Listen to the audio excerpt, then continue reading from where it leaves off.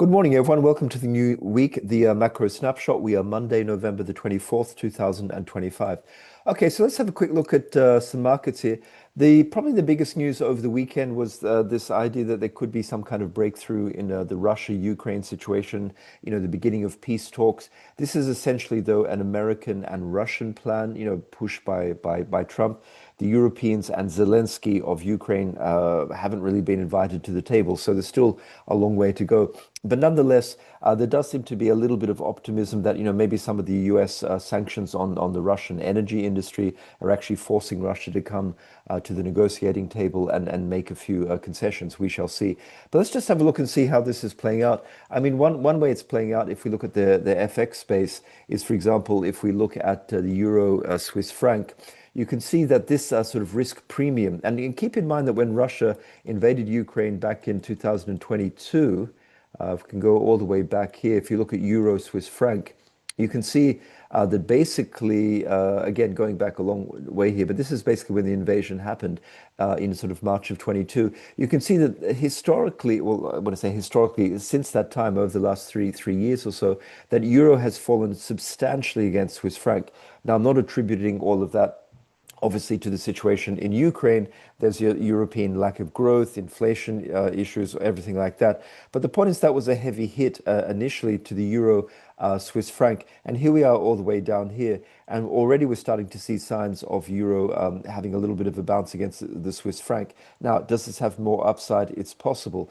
Other currencies where it's kind of interesting to look at that would be not as dramatic, but something like euro Polish zloty. And we know that the euro has actually fallen a little bit against the zloty here, and we can see here that the zloty is actually having a little bit of sort of strength, just because any peace benefit would really benefit sort of Eastern Europe and especially Poland. Having said that, we've got sort of inflation numbers and other kind of economic data coming up in Poland this week. So there are obviously internal issues. But in general, if you want to be playing that, something like euro long versus the Swiss franc, but maybe shorting the euro against something like the Polish zloty, which should outperform based on that sort of positivity. Let's see if it happens there. Just in terms of other stuff going on in Europe, it is kind of interesting just to think about what all this means. I want to have a look as well, just in terms of this sort of the potential for, if we do get some kind of peace talks happening. Let's look at the Brent crude, and of course this is more the Middle Eastern and European one. And you can see here the crude oil, especially here the Brent, is actually just trading very, very heavy. Look, it's all under its moving averages. But especially interesting is the TTF, which is sort of the benchmark European nat gas price. And you see that here, that's really sort of just tumbling and tumbling and tumbling.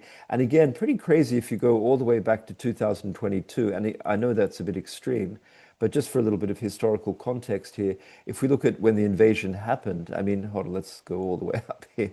My God, what a chart. So you can see here, this is when the invasion happened. And you can see that it went absolutely crazy, 160, 170 euros. That caused a lot. That was one of the initial impetuses for causing a huge amount of inflation in Europe, just the energy base. And since then, it's come down a lot and it continues to fall. So the point here is that any sort of positive news coming out of Ukraine, could put more downward pressure, even more downward pressure on the nat gas prices in Europe, just because obviously Russia was, the principal supplier of nat gas to Western Europe and also Eastern Europe, and therefore that's a bit deflationary and at the margin a positive to European industry, because obviously energy, both from oil and nat gas, are big inputs into the European, well, everywhere, but into the European sort of industrial complex. And so if those prices are coming down, that will give potentially a little bit of a boost for a bit of positivity for the Eurozone. Also for the ECB, less inflationary pressures. That's a positive for the ECB, not having to worry about hiking rates in any shape or form.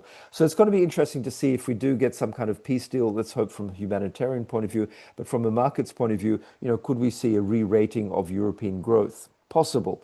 Having said that, Just earlier this morning, our time, we did get the IFO, so kind of the sentiment readings from Germany, just sort of business sentiment.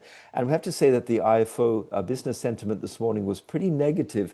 So the point is that if we look at, let's say, something like the DAX, which is the European, sorry, the German stock sort of futures here, stock market futures, you can see here, trading very, very heavy. Now, obviously, a lot of that's also just global equities being a bit heavy lately. We understand that. But the point is that the German stock market not doing great. And things like the IFO index this morning indicates that there's still quite a lot of pessimism. Now, I just mentioned, potential positivity if there, indeed were to be some kind of a sort of deal in sort of Ukraine. But having said that, one of the problems is that if you look at the initial positivity, I mean, this is obviously Liberation Day, but I want to just take it back in Germany in the DAX here. If you take it back to the end of last year, the beginning of this year, obviously Liberation Day, Trump's tariffs was a bit of a short-term hit here for 2 or 3 weeks. But basically, the German index has been going pretty well. And part of that is just this idea of, sort of fiscal stimulus. There's a lot of talk about 500 billion euros being pumped into the German economy, redoing infrastructure, more defense spending. But what's happened is that there's been a lot of bureaucratic problems, a lot of political infighting, horse trading. And essentially, I was just reading the last 24 hours or so, a lot of the money which has been earmarked in the, for this German infrastructure and spending actually hasn't been spent. In some cases, only 50% of the 2025 spending has actually been dispersed. And so the point is that you can look at this two ways and say, well, this is all terrible and this is sort of a waste of time, and that's why Germany, lack of confidence and everything. Or you could say, I saw a bit of analogy about sort of a ketchup bottle that you shake it and shake it and shake it, nothing happens, and suddenly, bloop, all of the ketchup sort of spurts all over your your food. So the point is maybe this is what's going to happen in Germany, that yes, there's political wrangling and infighting, but once that's all sorted out, it could be that 2026 does actually see the release of a lot of this infrastructure spending, and defense spending, and that this could actually be a pretty big positive for the German economy. So who knows? Maybe it's too early to write off the German economy, but the DAX is trading heavy, and just in terms of that, but also looking at just specifically the situation for Ukraine, we know that a lot of the defense stocks. So Rheinmetall, how do you spell that? Uh, let's have a look and see if I can. Rhine, that'd be maybe Rhein, Rheinmetall. There you go. So if we look at something like Rheinmetall, which is the big German sort of arms manufacturer and defense manufacturer, you can see here this talk of a peace in Ukraine is really causing a big setback in some of these European defense stocks, such as BAE in the UK, also Leonardo in Italy, and here in Germany, Rheinmetall, you can see has come down a lot. So the point is that the defense sector in European space is definitely going to be sort of underperforming at this point. Maybe you want to be long luxury, short defense, not a bad thing in life in any case. But that's what's happening over there. So let's keep an eye out on that. Of course, it could be that, as I say, if the Ukraine situation does not improve and that a peace deal proves elusive and that the Germans do actually start to open the spigots a little bit on some of that money, we could start, things like Rheinmetall could actually be a pretty good buy on dip here if you believe that Germany's budget sort of over the medium term is in fact to spend more and sort of pan-European as well. So that's an interesting one to looking at. That's an interesting entry point potentially here for dip buys. Okay, let's just look at a couple of currencies as well. Just want to have a look at the pound because we know that we have the famous budget, which everyone's been talking about. Chancellor of the Exchequer Reeves is due to release the British budget on Wednesday. Let me just try and find the pound here. Where's my pound? Where is my pound? Here we go. And so the pound's actually been under sort of pressure, as you can see. There's sort of talk about, we've all seen that the 30-year yields and the 10-year yields in the UK have gone up substantially, like in Japan, but gone up substantially.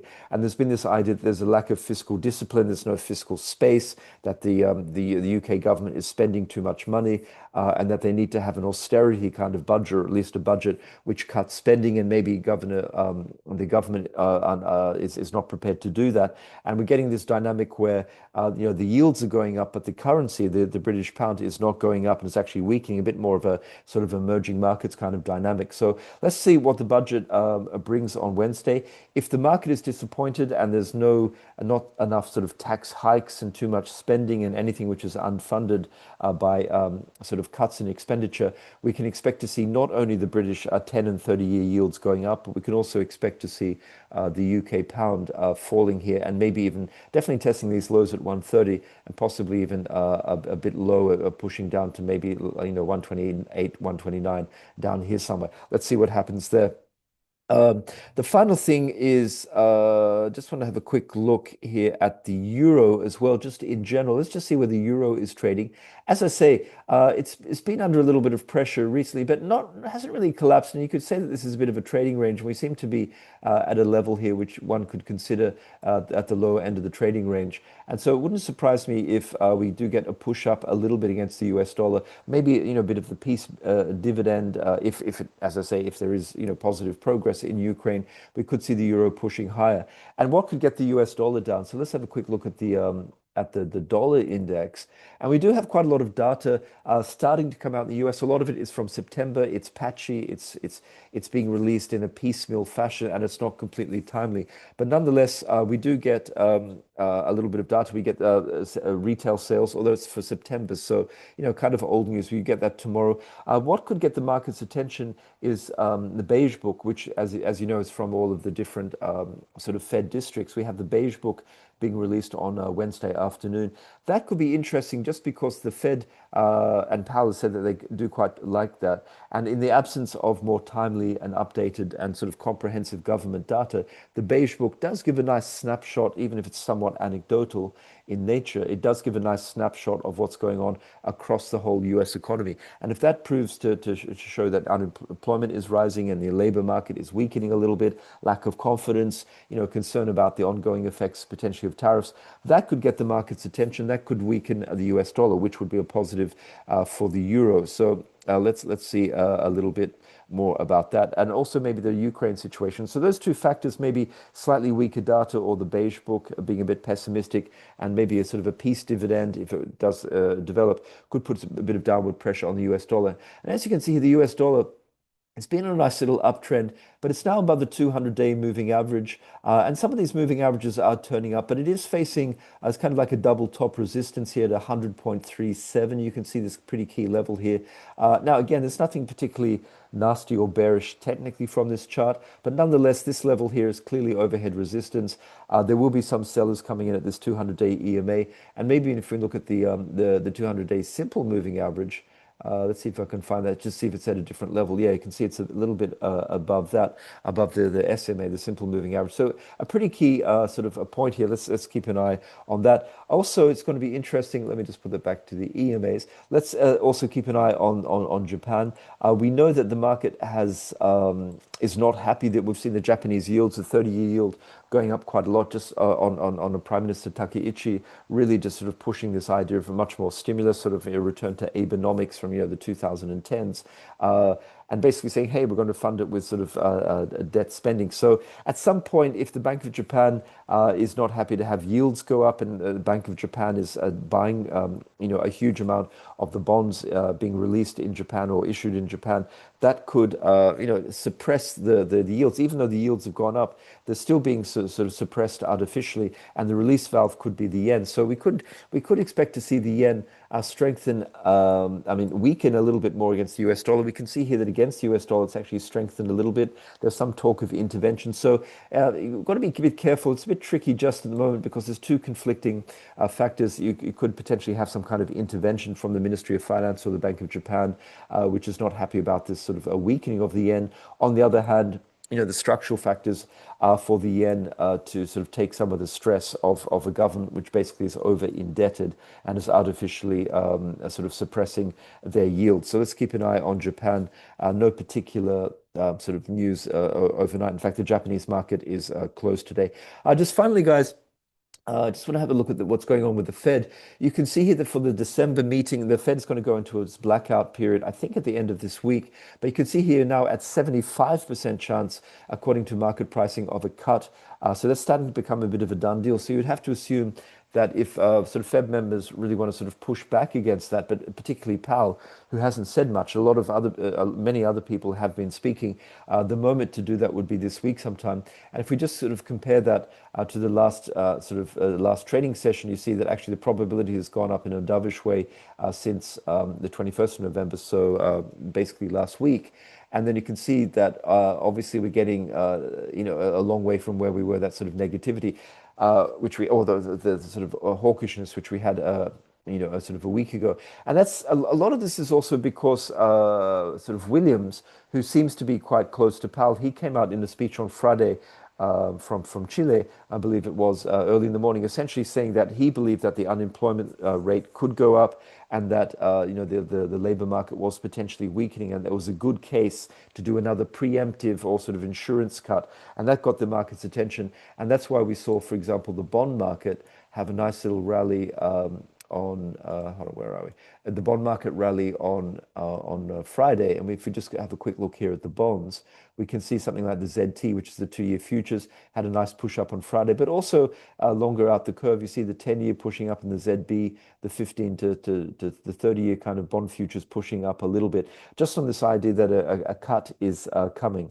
So we shall see. Powell himself hasn't said anything, and I think just the final thing to say here, just about the Fed. There was an interesting comment from Waller a few days ago, essentially saying that there could be more and more dissension, or there is more independence on the Fed. And a lot of people are saying that, the Fed is becoming to a point where you've got sort of centrists who don't want to cut, you've got a few doves, and then you've even got a couple of hawks who might certainly don't want to cut, maybe even want to hike at some point. And it could be a situation where Powell himself may have to come in and sort of break a tie, which we haven't seen for many, many decades. So interesting to see if there's going to be any sort of leaks to the Wall Street journalist Nick Timiraos from Powell this week, because Powell himself has been the only person who hasn't really spoken. He's keeping his own counsel.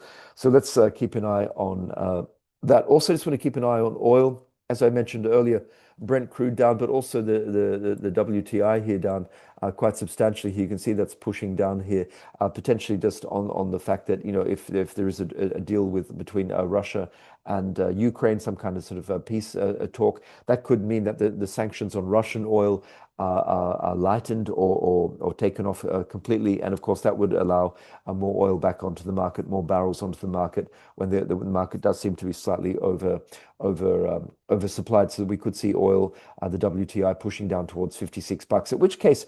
At which point I think it could be quite an interesting buy down here in the mid 50s for sure, but we're not quite there yet. Okay, guys, I'm going to leave it there. Have a great trading day, great trading week, and I'll be back again tomorrow with the macro snapshot. Thanks very much. Goodbye.